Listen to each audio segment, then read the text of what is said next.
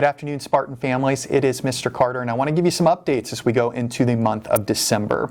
I want to begin with some celebrations. First of all, learning continues at Jefferson Elementary School. Continue to be impressed with how adaptive everyone's been in the midst of a global pandemic. As I walk up and down the hallways, I see teachers still working to engage their students in unique and creative ways, whether they are present in the classroom or they are at home because they're in quarantine or isolation. Teachers are dialing students in, working hard to keep them to be a part of learning, whether they're in or out of the building. We want to celebrate our basketball teams. We're getting ready to enter the elementary basketball tournament. That will not take place this weekend. It's the following weekend. We want to celebrate those teams as they engage in tournament play. We will be streaming those games online at the Jefferson Facebook page if you're interested in tuning in. We also want to celebrate our robotics team. They recently competed in a regional tournament and were selected to move forward to state. So they will be competing at the state level here in the next week. The pandemic has caused a lot of changes to our school year, and that's no secret. But we're working really hard to still create some of those same opportunities we would always do. Traditions are important here in the school setting. So we will continue to move forward with our high school play. That will take place here in the next week. They will be doing it virtually, but our classes can tune in to see that play. We will also be moving forward with the Spirit Week, the last week before we go on Christmas break. And those will be some themed days where students can dress up, have a little fun, and still celebrate that last week before we go on Christmas vacation. So stay tuned in. We will give you more details about Spirit Week, but that traditional pajama day isn't going anywhere. It's still going to be there, masks included. And finally, we will still move forward with that tradition of reading to classrooms and reading to grade levels, a variety of holiday books. So that will be taking place here in the next few weeks as well. One of the missions of Warsaw Community Schools is to enrich the lives of others. And this year, that's looked a little bit differently, but we want to continue moving forward, raising for those in need. So Edgewood Middle School is putting together a variety of family boxes, and some of our families here at Jefferson will be receiving those boxes, but they need help raising materials for these. So Jefferson has been nominated to help raise toilet paper. So here over the next week, we want to collect as much toilet paper as we can for families in need. And these are going to go in the boxes that go out to families in our community, and they will be donated to Combined Community Service and Our Father's House. So beginning now, we're raising toilet paper, and we are looking to do that per class and per grade level. And that prize for the classes' grade levels that raise the most toilet paper will be an additional recess. So let's start sending in that toilet paper if we can find it so we can donate to those families in need. Thank you, Spartans, for working to enrich the lives of others. As we continue into the month of December and as the weather gets colder, we want to reinforce the importance of having the correct materials here at school to be safe, to be warm. So coats, jackets, hats, gloves. As the weather turns cold, we want to make sure boys and girls have those. If for some reason you're struggling with a coat, let us know. We will make sure your son or daughter has a coat or hats or gloves. Just let us know. We also think it's and know it's really important to continue with our PPE materials. So students and boys and girls need to walk in this building every single day with a mask.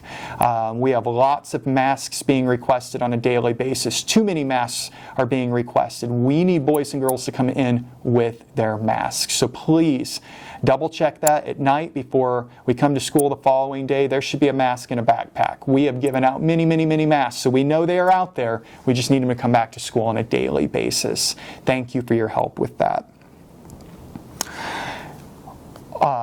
Some of you have seen and some of you have heard there have been changes to the health department and CDC guidelines, and we want to take a minute to go over those as we continue moving forward with COVID-19 and the pandemic. The biggest change that's going to take place are the number of days required if you are deemed a close contact exposure. And that's an individual that has been closer than 6 feet for more than 15 minutes to someone who is tested positive for COVID-19.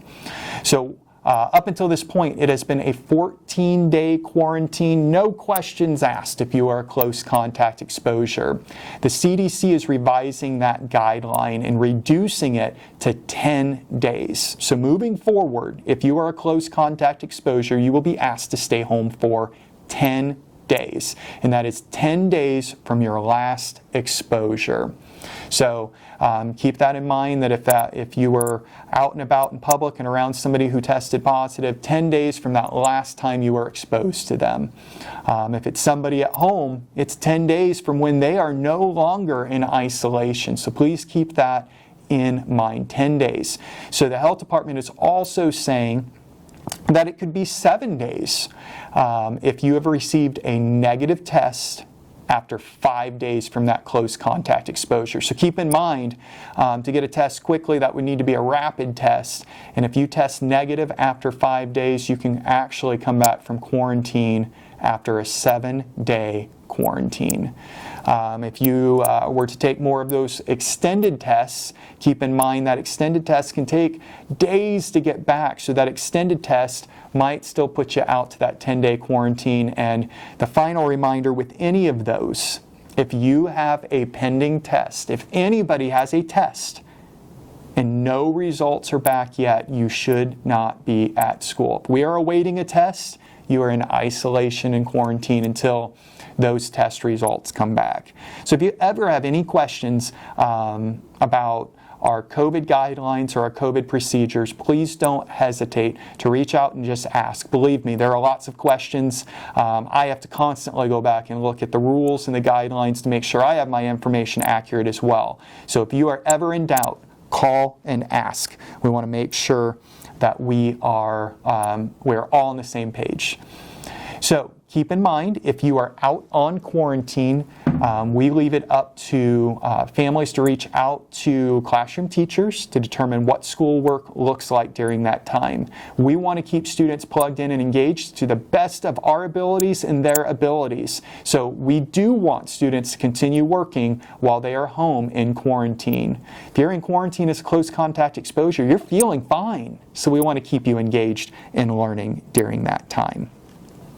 Final reminder of the day is Monday is an e-learning day, planned, scheduled e-learning day, so we have no school on Monday.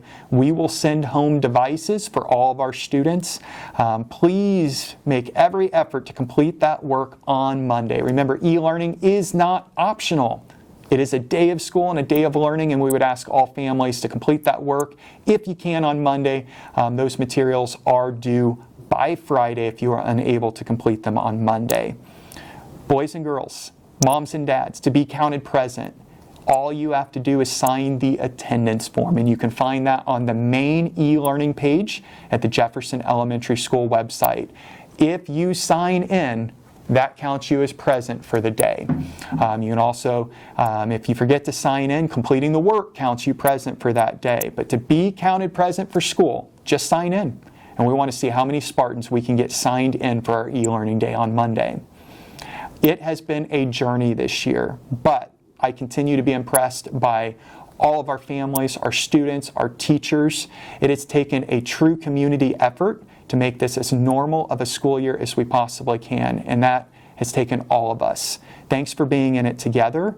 Thanks for making learning a priority, even in the midst of a global pandemic, and it is an honor every day to work with each one of you. So if you have any questions, don't hesitate to reach out to the school, and we will do our best to answer them. Let's have an awesome December. Thanks so much. Have a great day.